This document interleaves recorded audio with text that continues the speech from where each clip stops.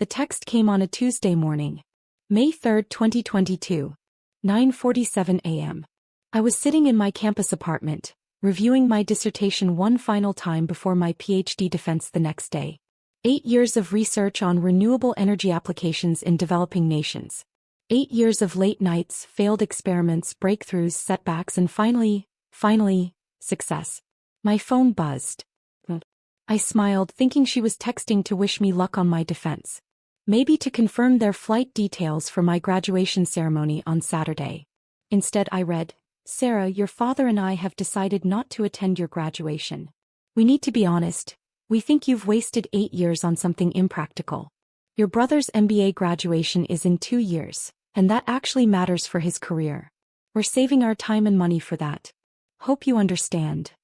I stared at the screen for a full minute. Then another text. "Also, we told everyone you're finally finishing school. They all asked what took so long. It's embarrassing explaining you're still a student at 30. I set the phone down carefully. My hands were shaking. 8 years. I'd spent 8 years pursuing this degree while working as a research assistant, scraping by on a stipend that barely covered rent. 8 years of telling my family about my research, my publications, my progress. They'd never asked a single question about my actual work. My younger brother, Derek, had graduated from undergrad 2 years ago and immediately started working at a consulting firm. He was now enrolled in a prestigious executive MBA program, 2 years part-time while working full-time. My parents talked about him constantly. Derek's MBA will set him up for life. Derek's company is paying for his degree. Derek will be making 6 figures by 30. Meanwhile, I was the embarrassment. The one who kept going to school instead of getting a real job. I called my mom. She answered on the 4th ring. "Hi honey. Did you get my text?" "Mom, my graduation is in 4 days. You're really not coming." "Sarah, we explained this. Your father has a golf tournament that weekend. And honestly, we've been to your undergrad graduation. How many graduations does one person need? This is my PhD, Mom. It's different. It's another degree that won't help you get a job," she interrupted. "Sweetheart, we love you but we're worried. You're 30 years old with no career, no savings, no real prospects. Derek is buying a condo. What are you doing?" "I'm about to defend my dissertation. I'm about to become Dr. Sarah Mitchell." "And then what?" she asked. "Who's going to hire you? What are you going to do with a PhD in? What is it again?" "Environmental engineering with a focus on renewable energy systems." "Right. And how many jobs are there in that?" I closed my eyes. "Mom, I have a job lined up. I told you about it. That postdoc position. Sarah, that's not a real job. That's more school. It's a research position at Stanford. It pays $68,000 a year. Derek makes $95,000 plus bonuses," she said. "And he's only been working for 2 years. Everything always came back to Derek." "I have to go," I said.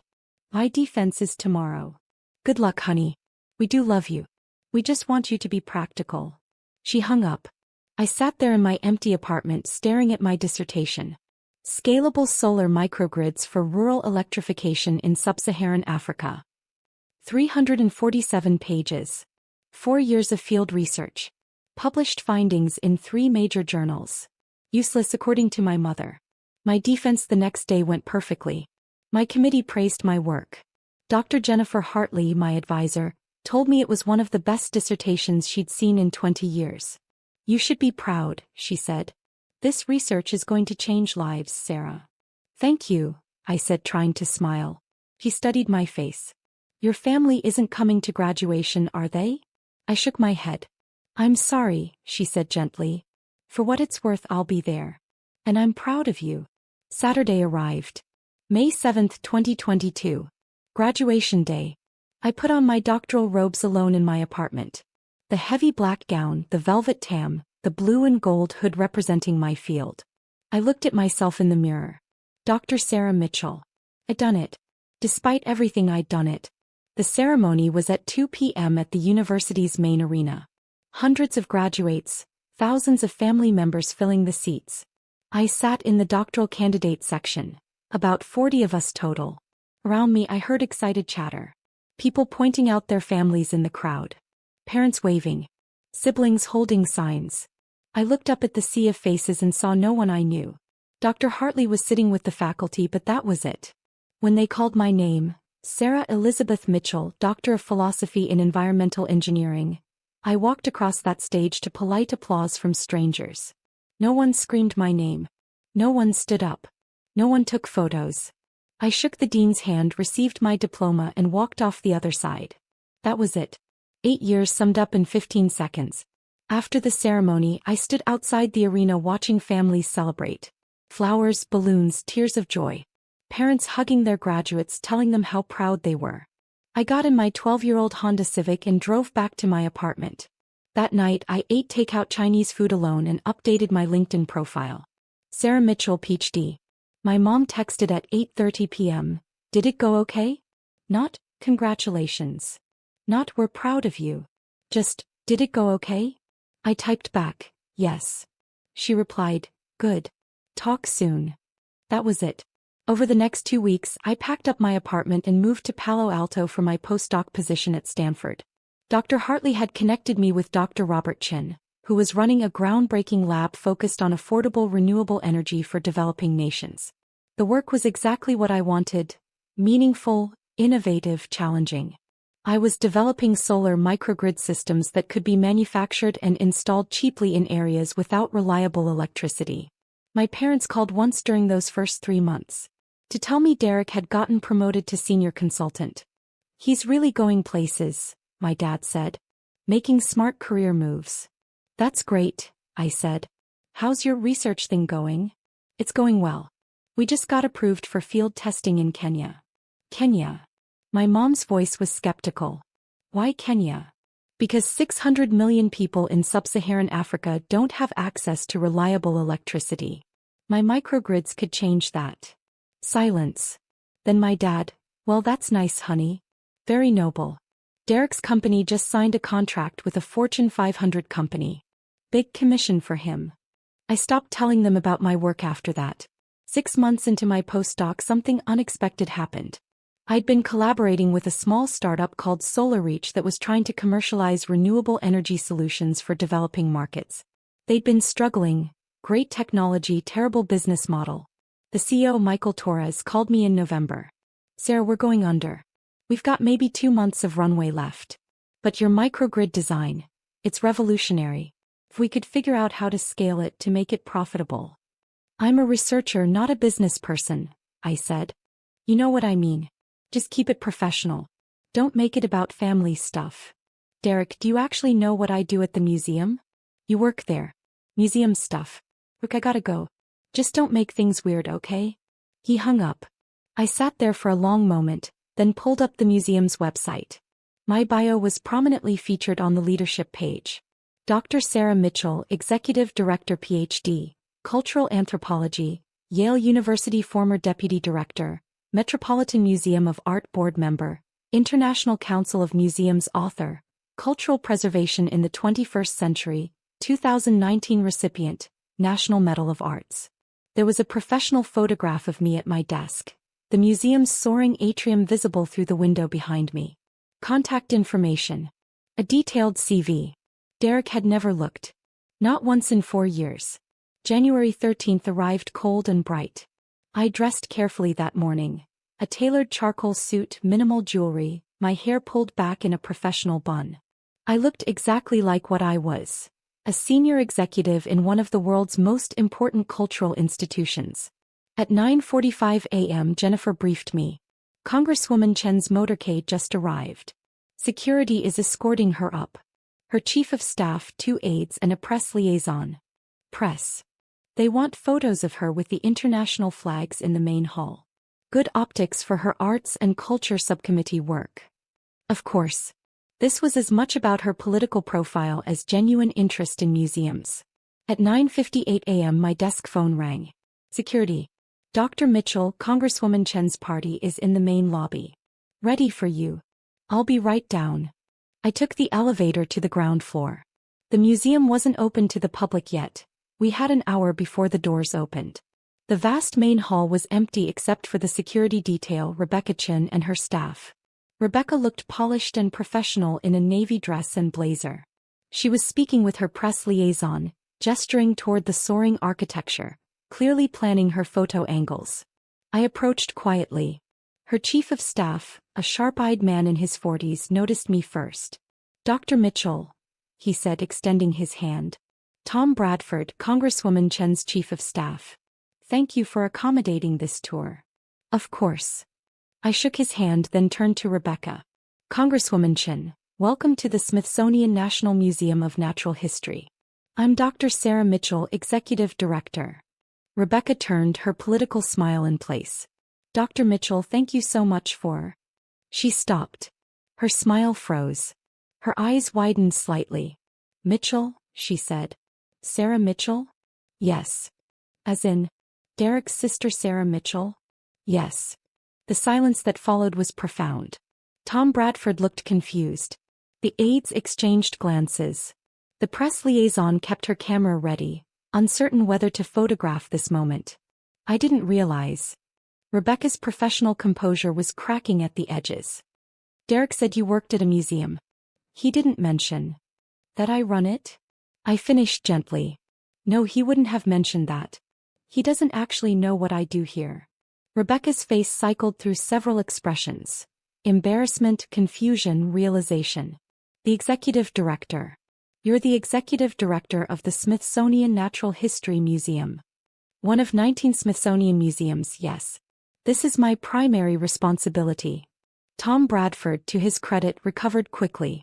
"Congresswoman, shall we begin the tour? Dr. Mitchell has generously set aside 2 hours for us." "Yes," Rebecca said, but she was still staring at me. "Yes, of course." I led them through the museum, starting with the main exhibitions. I explained our mission: research, education, preservation of 145 million specimens and artifacts representing the natural and cultural history of our world. I showed them our research facilities, where hundreds of scientists conducted groundbreaking work in biology, geology, anthropology, and paleontology. Rebecca asked intelligent questions. She was clearly well briefed on cultural policy issues, and despite her evident discomfort, she engaged professionally with the material. In the ocean hall, standing beneath the model of the North Atlantic right whale, I explained our role in climate change research and public education. "We're not just a museum," I said. "We're a research institution. Our scientists publish over 600 peer-reviewed papers annually. We advise Congress on environmental policy, cultural preservation, and scientific research funding." "Congress," Rebecca repeated. "You advise Congress?" "Yes. I've testified before the House Appropriations Committee 3 times in the past 2 years. Most recently on the importance of funding for cultural diplomacy programs." Tom Bradford made a note on his tablet. "The Congresswoman chairs the subcommittee on arts and culture. I'm surprised your testimony didn't cross our desk." "It may have," I said. "I testified as Dr. Mitchell, Executive Director, not as Derek's sister." Rebecca flinched. We continued to the anthropology collections. I showed them artifacts from every continent, explained our repatriation programs for indigenous cultural objects, discussed the ethical complexities of museum collections built during colonial periods. "These are conversations the museum world is grappling with globally," I said. "Which is why the International Museum Directors Summit is so important. We need to coordinate our approaches to decolonization, climate change, digital access, and cultural preservation." "The summit," Rebecca said. "That's tomorrow night." "Yes. The opening reception is at the National Gallery, but we're hosting several working sessions here over the following 3 days. 50 directors from 32 countries. And you're coordinating this?" "I'm the host director, yes. I'll be giving opening remarks and moderating 2 of the panel discussions." We walked through the Butterfly Pavilion, the Hall of Fossils, the Human Origins exhibit. With each stop, I explained not just what visitors saw but the research behind it, the educational programming, the community outreach, the digital initiatives that brought our collections to millions of people worldwide. By the time we reached my office suite on the 3rd floor, Rebecca looked shell-shocked. "Would you like to see where the administrative work happens?" I asked. She nodded mutely. My office overlooked the National Mall. The walls were lined with books, anthropology texts, museum studies journals, cultural policy papers. My desk held neat stacks of reports, a framed photo of me receiving the National Medal of Arts from the president, and a small fossil ammonite my mentor had given me when I finished my PhD. "This is where you work," Rebecca said, more to herself than to me. "Yes. Though I spend as much time in meetings, at donor events, testifying on the Hill, or visiting our research stations around the world." Tom Bradford was taking notes more frantically now. "Congresswoman, this would be an excellent partnership opportunity. Dr. Mitchell's work aligns perfectly with your subcommittee priorities." "Yes," Rebecca said faintly. "I can see that." Jennifer knocked and entered. "Dr. Mitchell, the secretary's office called. They need your input on the French delegation's request. Tell them I'll call back in 20 minutes. Also, the director of the Louvre would like to schedule a pre-summit call with you. This afternoon if possible." Dr. Mitchell has been named to Forbes' 30 Under 30 list, received the UN's Sustainable Development Innovation Award, and has published groundbreaking research in renewable energy applications. She represents the very best of what a Stanford education can achieve, using business as a force for positive change in the world. My heart was pounding. Please join me in welcoming Dr. Sarah Mitchell. I walked onto that stage into blinding applause. The screens showed my face, my name, my credentials. I walked to the podium looking out at 427 graduates and thousands of family members. And there in section 114 row 22 I saw them. My mother standing up to applaud, frozen mid-clap. Her mouth open. Her face white. My father beside her, gripping the armrest of his seat. Staring. Derek in the graduate section on his feet with everyone else, his face a mixture of shock and something else. Pride maybe? My mother grabbed my father's arm, exactly like in my imagination. Her knuckles were white. I smiled and began my speech. "Thank you, Dean Morrison, for that incredibly generous introduction. And congratulations to the MBA class of 2026. You've worked incredibly hard to be here today and you should be proud." My voice was steady. Strong. Nothing like the uncertain grad student who'd walked alone across a stage 4 years ago. 4 years ago I stood on a different Stanford stage receiving my PhD. It was the culmination of 8 years of research, thousands of hours of work and more failed experiments than I can count. I paused, looking directly at section 114. My parents didn't come to that graduation. They told me my PhD was impractical. A waste of time. They said my 8 years of education didn't matter because it wouldn't lead to a real career. The stadium was silent. They weren't entirely wrong. A PhD doesn't guarantee success. It doesn't guarantee wealth. It doesn't even guarantee you'll find a job in your field. I saw my mother's hand go to her mouth. But here's what my PhD did give me. It gave me the skills to solve complex problems. It taught me how to think critically, how to fail productively, how to persist when everyone says something is impossible. It gave me the foundation to build something meaningful. I clicked to my first slide. A photo of a village in Kenya, lit up at night by our microgrids. This is Kibera, a village outside Nairobi. 2 years ago this village had no electricity. Children studied by candlelight. The medical clinic couldn't refrigerate vaccines. Small businesses closed at sunset. Next slide. The same village transformed. This is Kibera today. Using technology one developed during my PhD research, we installed a solar microgrid that powers the entire village. Children can study after dark. The clinic saves lives with refrigerated medicine. Businesses thrive into the evening. Next slide. More villages. More transformed lives. SolarReach now powers 200,000 homes. That's roughly 1 million people whose lives have fundamentally changed because of impractical academic research. I looked back at my parents. My mother was crying. My father's jaw was tight. I'm telling you this not to brag but to make a point. Success isn't just about salary or status. It's not about picking the safe path or doing what others expect. I clicked to a slide showing our company growth. Yes, SolarReach is valued at $420 million. Yes, we've raised over $100 million from investors. Yes, by conventional measures we're a successful company. Next slide, back to the villages. But that's not why I do this work. I do it because a child in Tanzania can now do her homework after sunset. Because a medical clinic in rural India can save lives. Because families across 6 continents have opportunities they never had before. I paused, gathering my thoughts. Many of you graduates will go on to impressive careers. High salaries, prestigious titles, corner offices. And that's wonderful. There's nothing wrong with success. I looked directly at Derek now. But I challenge you to also think about impact. About purpose. About using your Stanford education, your privilege, your skills, your opportunities, to make the world genuinely better. Derek was staring at me with an expression I couldn't read. Because here's the truth. The work that matters most is often the work that looks impractical at first. The research that goes nowhere for years before it breaks through. The startup that nearly dies 5 times before it succeeds. The path that makes your parents worry because it's not safe or conventional. My voice softened. Some of you have families here who don't fully understand what you've accomplished. Who measure success only in dollar signs. Who compare you to siblings or friends or neighbors. I saw my mother wipe her eyes. That's okay. You don't need their approval. You need your own conviction. You need to believe that the work you're doing matters even when no one else sees it yet. I clicked to my final slide, our company mission statement, power for people, purpose for profit. In closing, I want to say this. Your MBA gives you tools. What you build with those tools is up to you. You can build wealth. You can build status. You can build security. I smiled.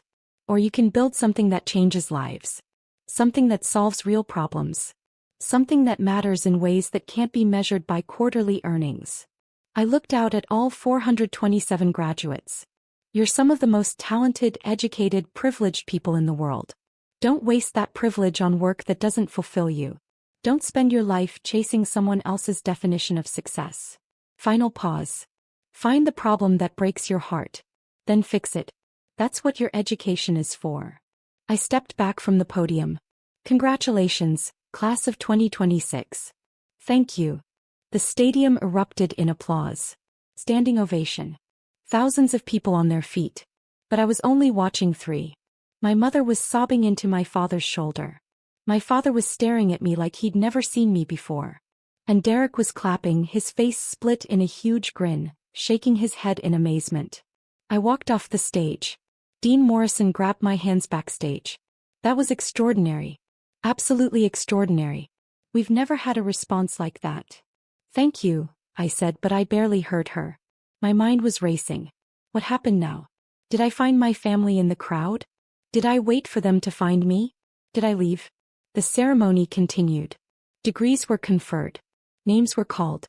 Derek walked across the stage. Derek Michael Mitchell, Master of Business Administration. And I felt a complicated mix of emotions. Pride because he'd worked hard for this. Sadness because our parents had never seen his achievements and mine as equally valid. Anger because even now I wasn't sure they understood what they'd done. After the ceremony ended, I stood in a side hallway, unsure what to do. Graduates and families poured past. Some people recognized me from my speech and stopped to shake my hand to thank me. Then I saw them. My mother pushing through the crowd, my father behind her. Derek trailing with his diploma. Sarah, my mother said, her voice breaking. She looked like she'd aged 10 years in 2 hours. Sarah, Not here, I said quietly. Too many people. I led them to a private room Dean Morrison had given me access to. We stood in awkward silence. You're a CEO, my father finally said. Of a $420 million company. Co-founder and CTO, I corrected. But yes. Why didn't you tell us? My mother asked. I did tell you. Multiple times. You didn't listen. You said you were doing research. You never said you started a company. I told you I left Stanford for a startup. You said it was impractical. Silence. Derek cleared his throat. That speech was incredible, Sarah. I had no idea you were doing all this. You never asked, I said, but not unkindly. That's not fair, my father protested. We always asked about your work. No, I said firmly. You asked if I had a real job yet. You asked when I was going to get serious about my career. You compared me to Derek constantly. But you never once asked what my research was actually about. You never asked what I was building. You never cared. We cared, my mother insisted, crying. We were just worried. You were embarrassed, I interrupted. You were embarrassed that I spent 8 years on a PhD instead of getting a job. You were embarrassed that I didn't have a conventional career path. You were embarrassed to tell people about me. That's not true. Mom, you didn't come to my PhD graduation. You said it was a waste of time. You said Derek's MBA mattered more. She flinched like I'd slapped her. And now? I continued. Now that you know I'm successful by your standards?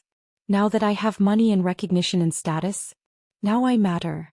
You always mattered, my father said weakly. Then why wasn't I worth a single day? Derek's graduation was worth a week of your time.